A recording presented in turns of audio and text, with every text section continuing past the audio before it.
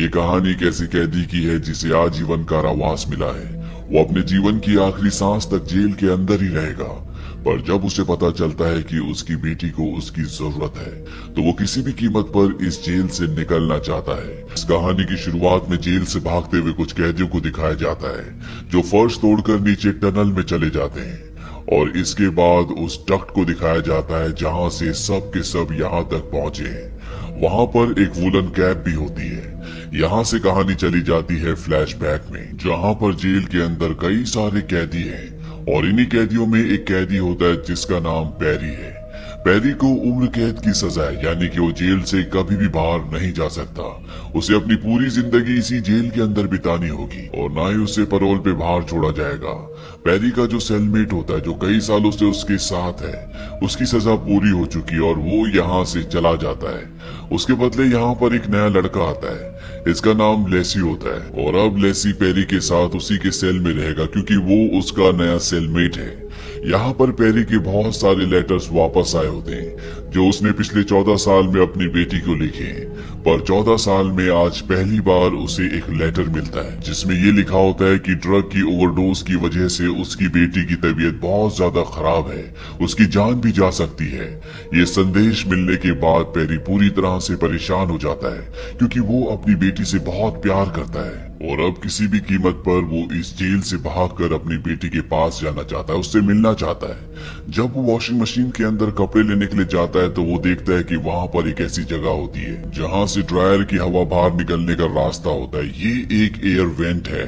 वहीं ऊपर उसे एक पानी का पाइप भी दिखता है, और वो समझ जाता है कि ये दोनों नाले से कनेक्ट होते हैं और यहाँ से भागा जा सकता है। पर वो जानता है कि यहाँ से अकेले नहीं भागा जा सकता, इसीलिए वो अपने एक दोस्त जिसका नाम ब्रॉडी होता है, उसे अपना पूरा प्लान बताता है। वो कहता है कि मेरी बेटी का दिल 2 बार बंद हो चुका है और किसी भी कीमत पर मैं यहाँ से भागकर उससे मिलना चाहता हूँ। ब्रॉडी कहता है जो तुम कह रहे हो करना इतना आसान नहीं है, क्योंकि एयर वेंट पर जो सॉलिड स्टील है उसे खोलकर आगे बढ़ना नामुमकिन है। पैरी कहता है एक आदमी कर सकता है, और वो लेनी है। लेनी एक चोर और बॉक्सर है जो बहुत ही पावरफुल है। ब्रॉडी कहता है कि अगर तुम एयर वेंट के अंदर चली भी गए तो तुम ज्यादा दूर तक नहीं जा सकते। पैरी कहता है इसीलिए मैं तुमसे पूछ रहा हूँ। दरअसल ब्रॉडी को इस जेल के नक्शों का पूरा आइडिया होता है, पर वो रिस्क नहीं लेना चाहता, इसीलिए वो सोच में पड़ जाता है। पैरी लेनी के पास जाता है, जो कि बॉक्सर और एक चोर है। वो उसे अपने प्लान के बारे में बताता है और वो उनका साथ देने के लिए तैयार हो जाता है। यहाँ पर ब्रॉडी भी मान जाता है, और अब ये तीनों के तीनों एक साथ मिलकर प्लान बनाना शुरू करते हैं। पैरी इन दोनों को बताता है कि हमें किसी भी तरह लॉन्ड्री तक पहुंचना होगा, और लॉन्ड्री तक पहुंचना इतना आसान नहीं है क्योंकि वहां पर 3 गेट्स है, साथ ही साथ वहां पर गार्ड भी होता है। लेनी कहता है कि मैं एक चोर हूं, ना कि जादूगर। पैरी बताता है कि वहां पहुंचने का एक और रास्ता है। दरअसल जेल के अंदर एक चर्च है, और चर्च में एक कन्फेशन रूम है, और उस कन्फेशन रूम से एक रास्ता होता है जो सीधा लॉन्ड्री तक पहुंचता है। लेनी कहता है लेकिन हम चर्च के अंदर पहुंचेंगे कैसे? पैरी कहता है कि इसका रास्ता मेरे पास है। दरअसल जब पैरी चर्च के अंदर गया होता है, तो वहां पर दरवाजे पर जो चाबी लगी होती है, पैरी ने उसका निशान चिकनी मिट्टी पर ले लिया होता है, यानी कि अब ये चाबी बना सकते हैं। पर अभी भी एक सबसे बड़ी प्रॉब्लम ये होती है कि जब ये लॉन्ड्री तक पहुंच जाएंगे, तो वहां पर जो एयर वेंट है उसे काटेंगे कैसे, क्योंकि वो स्टील का होता है और ये काटना इतना आसान नहीं है। और लेनी इसका रास्ता निकाल लेता है। उसकी सेल में जो लोहे का स्टूल होता है वो उसकी पाइप्स काटता है और उससे एक रॉड बनाता है। वहीं पर वो एक सांचा बनाता है जिसमें वो एक हीरा फिट करके उस स्टील को काट सकता है। पर सबसे बड़ा चैलेंज ये है कि उसे यहाँ पर हीरा चाहिए। लेनी ये तो जानता है कि जेल में हीरा कहाँ पर मिल सकता है, लेकिन उसे हासिल करना इतना आसान नहीं है। दरअसल जेल के अंदर जो कैदी हैं ये आपस में फाइट करते हैं और दूसरे कैदी इन पर पैसे लगाते हैं। यहाँ पे एक बहुत ताकतवर फाइटर होता है। इस फाइटर के दांत में हीरा लगा होता है, पर इससे कोई भी फाइट करने से डरता है। लेनी उसे चैलेंज कर देता है और उसके बीच में और उस फाइटर के बीच में लड़ाई होती है। वो फाइटर लेनी को बहुत बुरी तरह से मारता है, और लेनी उसका वो दांत जिसमें हीरा लगा हुआ है वो तोड़ने में कामयाब हो जाता है, और अब लेनी के पास हीरा है।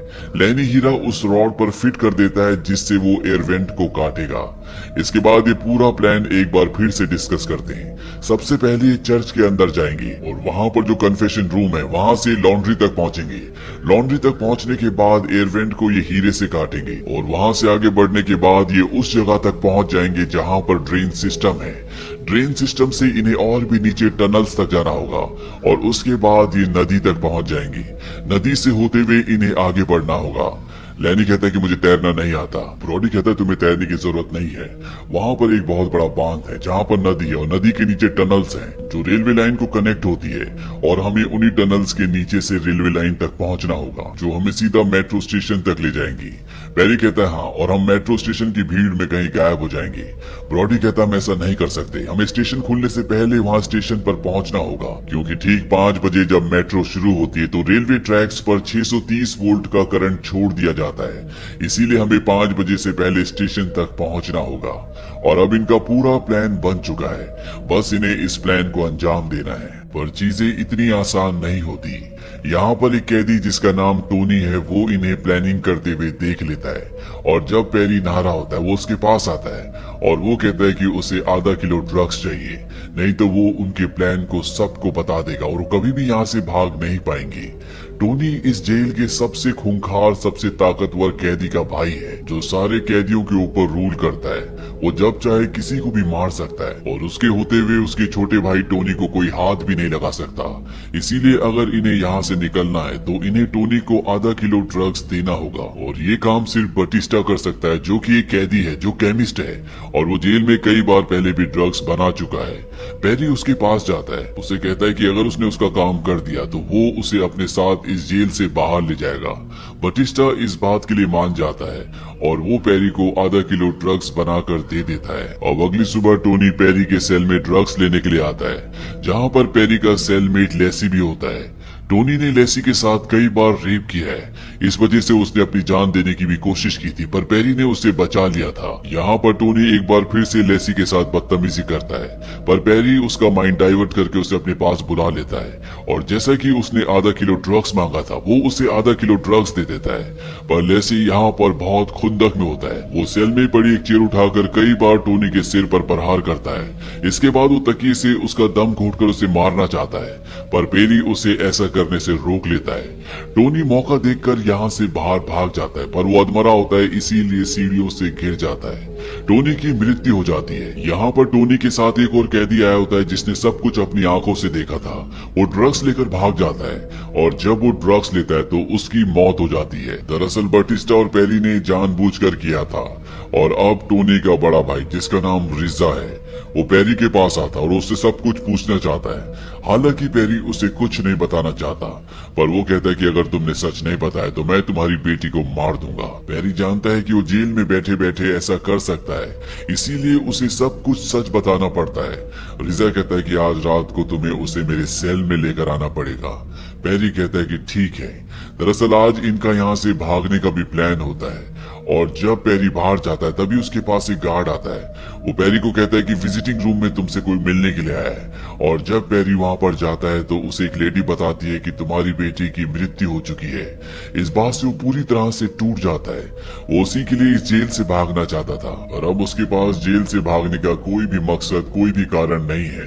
वो वापस अपने सेल में आ जाता है जहाँ पर लेसी भी आता है और वो लेसी को कहता है कि तुम्हारा इंतजार रिजा अपने सेल में कर रहा है। वो चाहता है कि मैं तुम्हें वहां पर लेकर जाऊं। वो उसे अपनी बेटी की फोटो देता है और कहता है ये ब्रॉडी को दे देना। लेसी कहता है कि मैं कुछ समझा नहीं। पेरी कहता है कि मैं जानता हूँ कि तुम सब समझ गए, अब तुम्हें जाना चाहिए। लेसी पेरी से पूछता है कि तुम मेरे लिए सब क्यों कर रहे हो। पेरी कहता है क्योंकि तुम मुझे किसी की याद दिलाते हो। दरअसल लेसी को देखकर उसे अपनी बेटी की याद आती है जो कि उसी की उम्र की थी। वहीं दूसरी तरफ ये दिखाया जाता है कि लेनी, बटिस्टा और ब्रॉडी ये तीनों के तीनों चर्च के अंदर चले जाते हैं और चर्च के अंदर जो कन्फेशन रूम होता है वहां पर छेद करके लॉन्ड्री की तरफ बढ़ना शुरू कर देते हैं। तभी वहां पर लेसी भी आ जाता है। ब्रॉडी लेसी को देखकर पूरी तरह से शॉक्ड हो जाता है, उसे गुस्सा भी आता है। वो कहता है कि पेरी कहाँ पर है। तभी लेसी उसे पेरी की बेटी की फोटो दिखाता है। ब्रॉडी समझ जाता है कि इसे उसके दोस्त पेरी ने भेजा है। इसके बाद ये वहां पर छेद करके चारों के चारों नीचे की तरफ जाना शुरू कर देते हैं। अब पेरी भी वहां पर आ जाता है और ब्रॉडी की जो कैप पड़ी होती है उसे उठाकर वो भी उस छेद के अंदर चला जाता है। ये चारों के चारों लॉन्ड्री के दरवाजे के बाहर पहुंच जाते हैं जहां पर ये ताला खोल के लॉन्ड्री के अंदर एंटर कर जाते हैं। पर अब अगर इन्हें आगे बढ़ना है तो इन्हें एयरवेंट की जो स्टील की शीट है उसे काटना होगा जिसके लिए लेनी ने हीरे से टूल बनाया है। लेनी उसे काटना शुरू करता है और बहुत ताकत लगाने के बाद वो स्टील की शीट को काट देता है। ये पांचों के पांचों यहाँ से आगे बढ़ना शुरू कर देते हैं, पर कुछ ही दूर जाने के बाद ये देखते हैं कि वहाँ पर एक बहुत गहरा कुआं है जहाँ पर ऊपर से पानी गिर रहा होता है और ये सब के सब उसके अंदर जाना शुरू कर देते हैं। वहाँ पर इन्हें एक एयर टाइट दरवाजा दिखता है जिसे बड़ी मुश्किल से खोलते हैं और जब ये उसे खोलते हैं तो धरती के नीचे सुरंगों में पहुंच जाते हैं। ये सब के सब मशाल लेकर आगे बढ़ना शुरू करते हैं और तभी बटिस्टा एक दीवार से टकराता है क्योंकि आगे दीवार होती है, यानी कि ये यहाँ से आगे नहीं बढ़ सकते। ये सब यहाँ पर फंस चुके हैं, इसीलिए सब के सब हताश हो जाते हैं। लेसी यहाँ पर फ्रस्ट्रेशन में शिट कह देता है और इस बात से लेनी को गुस्सा आता है क्योंकि वो उनके प्लान में शामिल नहीं था। वो उसे एक पंच मारता है, लेकिन पंच उसे नहीं बल्कि दीवार को लगता है और दीवार से एक मिट्टी का टुकड़ा नीचे गिरता है। ये समझ जाते हैं कि ये दीवार कच्ची है और इसके बाद इनके पास जो लोहे की रॉड होती है उससे दीवार को खोदना शुरू कर देते हैं और बहुत जल्दी ये उसमें एक बहुत बड़ा छेद बना देते हैं। छेद होने के बाद ब्रॉडी उसके अंदर जाता है और दूसरी तरफ दीवार को धकेलना शुरू कर देता है, पर तभी ऊपर से बहुत सारी मिट्टी गिर जाती है जिससे वो पूरा उसके अंदर दब जाता है। बहुत मुश्किल से ब्रॉडी को बाहर निकाला जाता है और ये सब के सब दीवार के दूसरी तरफ पहुंच जाते हैं। ब्रॉडी अब जख्मी है, इसीलिए बटिस्टा उसे अपने कंधे पर लेकर आगे बढ़ता है और आगे जाने के बाद ये एक स्टेशन पर पहुंच जाते हैं जो कई सालों से बंद है। यहाँ पर ये मैप भी देखते हैं जिससे इन्हें समझ में आ जाता है कि ये सही रास्ते पर हैं। इन्हें 1 घंटे के अंदर स्टेशन तक पहुंचना होगा क्योंकि ठीक 5 बजे रेलवे ट्रैक्स पर करंट छोड़ दिया जाएगा। ब्रॉडी को इन्हें यहीं पर छोड़ना पड़ता है क्योंकि उसकी मृत्यु हो चुकी है। ये उसे एक बेंच पर बिठाकर आगे निकल पड़ते हैं। तभी ये देखते हैं कि कुछ गार्ड्स इनका पीछा कर रहे हैं। ये सब के सब नीचे पानी में कूद जाते हैं और किसी तरह से गार्ड से बचकर ये किनारे तक पहुंच जाते हैं। किनारे पर पहुंचने के बाद ये उस ट्रैक की तरफ बढ़ चलते हैं जहां से बाहर निकल सकते हैं, पर तभी यहाँ पर बटिस्टा का पैर ट्रैक के बीच में फंस जाता है। लेनी उसका पैर छुड़ाने के लिए जाता है क्योंकि पीछे से एक ट्रेन आ रही होती है, पर इससे पहले कि वो उसका पैर छुड़ाता ट्रेन उन दोनों को कुचल कर आगे निकल जाती है, यानी कि उन दोनों की मृत्यु हो चुकी है और अब यहाँ पर सिर्फ 2 बचे, एक लेसी और दूसरा पेरी। ये दोनों के दोनों आगे बढ़ते हुए स्टेशन तक प्लेटफॉर्म तक पहुंच जाते हैं, यानी कि ये दोनों आजाद हो चुके हैं, अपनी मंजिल तक पहुंच चुके हैं। यहाँ पर पेरी के पेट पर एक जख्म भी दिखाया जाता है, यानी कि वो जख्मी है। वो लेसी को बोलता है कि तुम जाओ। लेसी वहां से भागता हुआ निकल जाता है और पेरी अब अपने आप को आजाद करने के लिए धीरे धीरे एस्केलेटर से ऊपर बढ़ना शुरू कर देता है और जैसे ही ऊपर पहुंचने वाला है उसे एक झटका लगता है जैसे पीछे से उसे किसी ने मारा हो और तभी ये दिखाया जाता है कि वो अभी भी जेल के अंदर है। वो टोनी जिसका कत्ल कर दिया गया था उसके बड़े भाई रिजा, जो कि सभी कैदियों के ऊपर अपना हुक्म चलाता है, उसकी सेल के अंदर होता है और रिजा ने उसे पीछे से चाकू मारा होता है। दरअसल वो कभी इस जेल से बाहर निकला ही नहीं और ये जो भी कहानी चल रही थी उसके दिमाग में उसके हेल्यूसिनेशन में चल रही थी। वो चारों के चारों कैदी यहाँ से भाग चुके हैं। पेरी कभी जेल से भागा ही नहीं था क्योंकि उसकी बेटी की मृत्यु हो चुकी है और उसके भागने का अब कोई भी मकसद नहीं था, इसीलिए उसने अपने बदले लेसी को यहाँ से भगा दिया था। और अब कहानी वहीं पर आती है जहाँ से शुरू हुई थी, जहाँ पर चारों कैदी फर्श तोड़कर नीचे टनल में कूद गए। वहाँ पर एक वुलन कैप भी है और तभी ब्रॉडी ऊपर आता है। वो उस कैप को उठाता है और नीचे चला जाता है, यानी कि चारों के चारों जिंदा है क्योंकि पेरी के दिमाग से जब हमें कहानी दिखाई गई थी तो उसने वुलन कैप को उठाया था, पर असलियत में ब्रॉडी अपनी कैप खुद उठाता है, यानी कि वो चारों के चारों यहाँ से निकल चुके हैं। पेरी अपनी जान इसलिए भी देता है क्योंकि गार्ड को डिस्ट्रैक्ट करना चाहता है ताकि सबका ध्यान उसके ऊपर चला जाए, कोई भी सेल्स की चेकिंग ना करे और ये चारों के चारों यहाँ से भागने में कामयाब हो जाए, जो कि होता भी है। और अंत में हमें दिखाया जाता है कि पेरी अपनी जिंदगी की आखिरी सांसें ले रहे हैं और तभी उसे नदी के किनारे अपनी बेटी दिखती है। वो उसके पास जाता है और अपनी बेटी को, जिससे वो इस दुनिया में सबसे ज्यादा प्यार करता है, उसे अपने गले से लगा लेता है। शायद ये मौत के बाद की वो दुनिया है जहाँ पर सब कुछ अच्छा ही होता है। तो ये थी कहानी द एस्केपिस्ट की। ये मूवी ईयर 2008 में रिलीज हुई थी। IMDb पर इसकी रेटिंग है 6.7। उम्मीद करते हैं कि ये कहानी आपको पसंद आई होगी।